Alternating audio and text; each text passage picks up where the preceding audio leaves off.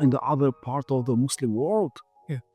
Oh, you have a lot of positive things which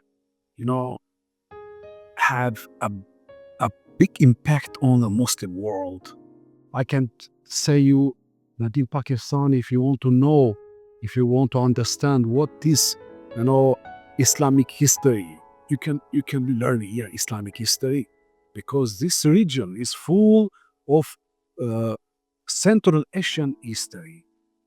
You'll understand what was Afghanistan, what was Persian Empire, what was Bukhara, Samarkand, India, Islamic civilization in India. You'll understand how Islam spread in the Asia through being here.